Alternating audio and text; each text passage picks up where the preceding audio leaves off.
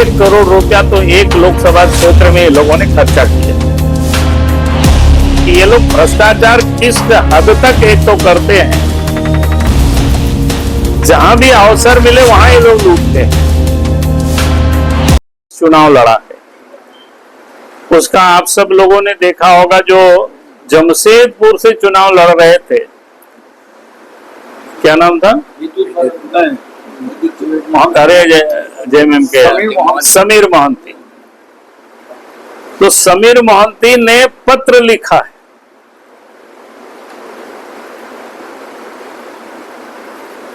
कांग्रेस के लीडर को भी लिखा है, जेएमएम के लीडर को भी लिखा, और उस पत्र में उन्होंने कहा, लिख रहे हैं कि भाई 6-6 हजार रुपया बूथ में दिया गया था। उसमें लिख रहे हैं 4,000 ही मिला, 2,000 रुपया लोग खा गए, कांग्रेस वाले खा गए। और फिर उसमें से ये भी लिखा है कि और कार्यक्रम के लिए 25 लाख रुपया अतिरिक्त दिया गया। मैं इस बात को इसलिए कह रहा हूं यहाँ कि उन्होंने लिखा, हालांकि आज मैंने देखा कि उसको किस प्रकार से खंडन किया है, क्योंकि उनको आप समझ में आ गया है। हम तो इलेक्शन कमीशन से कहेंगे कि इस पूरे मामले की जांच करानी चाहिए। जैसे एक लोकसभा क्षेत्र में लगभग 2,000 के संख्या में औसत मैं बता रहा हूं कि ये बूथ रहता है। अगर 6-6 हजार ही करेंगे तो 2,000 को ने 1,20,00,000 रुपया ये हो जाता है। और उन्हीं के हिसाब से मैं कह रहा हूं कि एक विधानसभा 25 लाख रुपया अतिरिक्त दिया तो 6 विधानसभा है तो 1.5 करोड़ वो हो जाता है।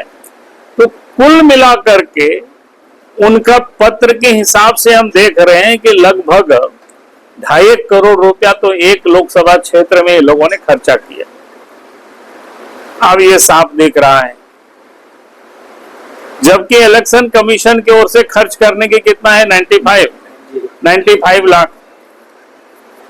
इसलिए हम जरूर चाहेंगे कि भाई, और ये आश्चर्य है कि ये लोग भ्रष्टाचार किस हद तक एक तो करते हैं, जहां भी अवसर मिले वहां ये लोग लूटते हैं, चाहे कांग्रेस वाले हो चाहे जेएमएम वाले हो। वो आपको वहां साफ दिखता है। और हम इलेक्शन कमीशन से तो हमने कहा कि भाई इतना नोटों ये लोगों ने खर्चा किया, ये तो उनके पत्र से वो झलक रहा है।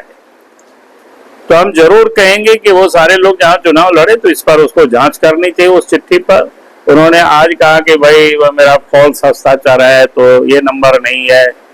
तो हम बोले कि वो सब चिट्ठी लेकर के उसका फॉरेंसिक जांच होनी चाहिए कि भाई उनका फॉल्स हस्ताक्षर है कि नहीं है, ये पता चल जाएगा। तो हमें लगता है कि ये जो गड़बड़ी ये लोग कर रहे थे, उस समय हम लोग देख रहे थे तो हम बोरा से लोग पैसा बांट रहे थे, घूम घूम करके सब जगह पर, एक बूथ में कहीं 1 लाख कहीं 2 लाख। हम लोग 15, 16, 17 ऐसे 3 दिन हम लोगों ने तारीख तय किया है पूरे प्रदेश में। लोकसभा चुनाव जीते अथवा हारे हैं तो सभी क्षेत्रों में उसकी एक समीक्षा,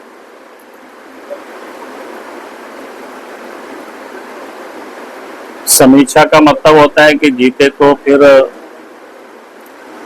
उसका क्या क्या कारण हो सकते हैं, और जहां हम आशा के अनुरूप हमें वोट नहीं मिला तो वहां भी क्या क्या कारण हो सकता है। इसको कहते हैं कि माइक्रो लेवल पर थोड़ा सा जानकारी एकत्र करना। क्योंकि भारतीय जनता पार्टी एक पॉलिटिकल पार्टी जरूर है, लेकिन हम सिर्फ चुनाव लड़ने के लिए ही पॉलिटिकल पार्टी है ऐसा नहीं है।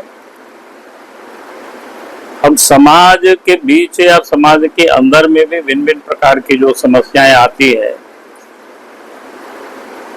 तो उस पर भी हम विचार करते हैं, क्योंकि समाज को भी एक रखना, देश की भी एकता अखंडता इसको भी बनाए रखना। तो इसलिए पार्टी माइनॉरिटी जिसको बोलते हैं कि माइक्रो लेवल पर इसकी समीक्षा करते रहती है। तो चुनाव के जस्ट बाद हम सब लोगों ने पूरे प्रदेश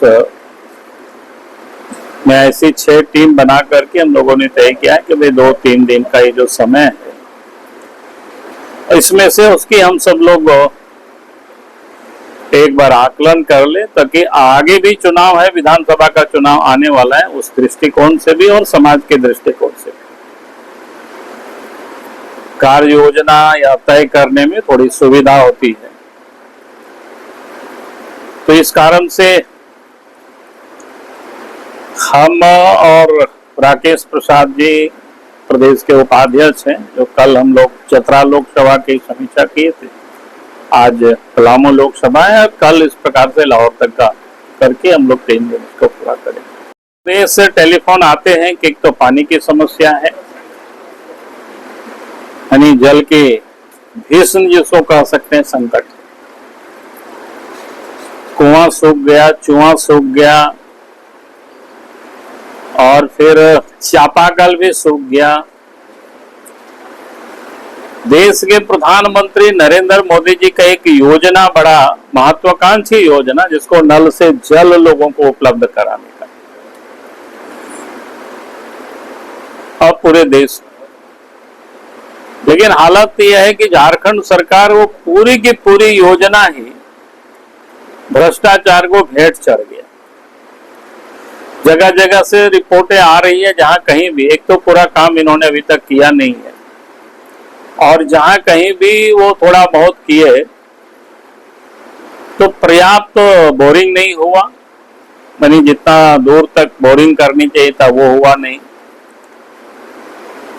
आनन फनन में जिसको बोलते हैं कि उसको पूरा कर दिया, और पाइप भी जो लगाया वो भी एकदम घटिया दर्जे का, उसकी भी जगह जगह से शिकायतें आ रही हैं कि वो पाइप भी फट रहा है, थोड़ी सी प्रेशर मिट्टी का भी या उस रास्ते से गाड़ी। और दूसरा, पाइप को भी जो बिछाने का काम किया वो भी बड़ा लापरवाही, अखबार वगैरह भी छापते रहा, हादसों में आपसे लोग सब लोग छापते रहे कि उसको पर्याप्त गहराई में उसको गाड़ना, तो वो सब कुछ किया नहीं। यानी कुल मिलाकर के हम कह सकते झारखंड सरकार को इसकी कोई चिंता नहीं है कि लोगों को शुद्ध पेयजल मिले,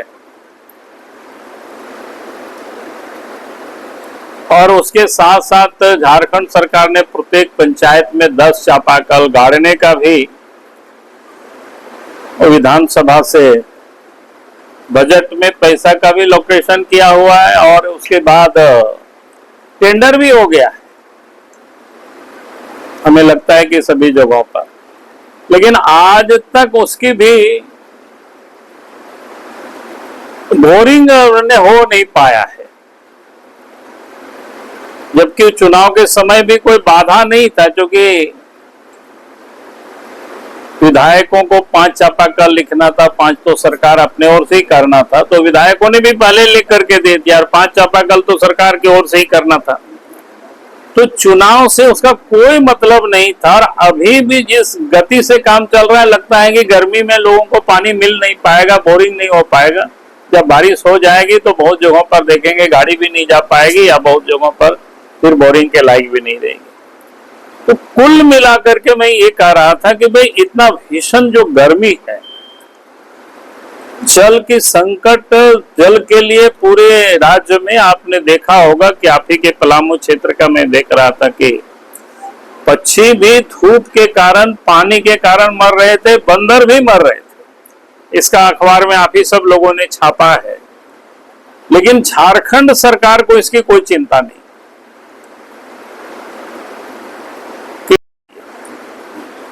वो पहल ना करके फिर योजना को ही वो भ्रष्टाचार की भेंट चढ़ा दिए। आज भी मैं कहूंगा कि सरकार को बिना विलंब किए युद्ध स्तर पर जहां जहां पानी की समस्या है, जहां कहीं से भी शिकायत आ रही है, तो मशीन उनको रखना चाहिए और भी मंगानी चाहिए। आज के तारीख में देश में कहीं कोई कमी नहीं है। जिस ठेकेदार से कराए तो उसी ठेकेदार को कहे कि भाई और 2-4 तो मशीन ले आओ बाहर से। तो हमने कहा कि एक तो जल की और दूसरा बिजली की भी समस्या है। ये पूरे प्रदेश में जगह जगह से टेलीफोन आ रहा है कि साहब बिजली रहती ही नहीं है, बिजली चली जाती है, हम लोग रात में सो नहीं पाते हैं। और टेम्परेचर कितनी है आप पलामू वालों को बताने की कोई जरूरत नहीं है, क्योंकि हमने देखा कि रात में जब आए शाम में तो रूम का क्या कहते हैं एसी नहीं काम कर रहा है। तो मैंने रांची एक मित्र से टेलीफोन करके पूछा कि यार जो मैं 18 में रखे हुए रूम तो काम नहीं कर रहे हैं। बोला कि नहीं, जब 45 डिग्री से टेम्परेचर अधिक चला जाता है उसके बाद आपका एसी उसे कुछ काम नहीं करता है।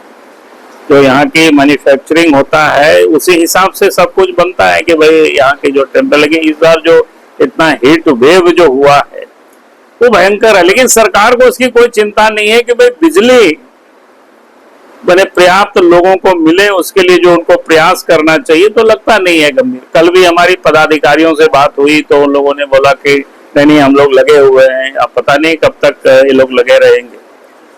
अब ये मैंने कहा कि जो दो ऐसे प्रमुख विषय था जो इस वक्त आम जन जिससे परेशान है, हम कहेंगे कि सरकार को बिना विलंब किए, बाकी और काम अगर थोड़ा धीमे भी चले तो कोई बात नहीं, लेकिन हमें लगता है ये जो बिजली है, पानी है, ये बिल्कुल युद्ध स्तर पर इस समय ठीक करना चाहिए। और बाकी तो कानून व्यवस्था के बारे में आप सब लोग जान ही रहे।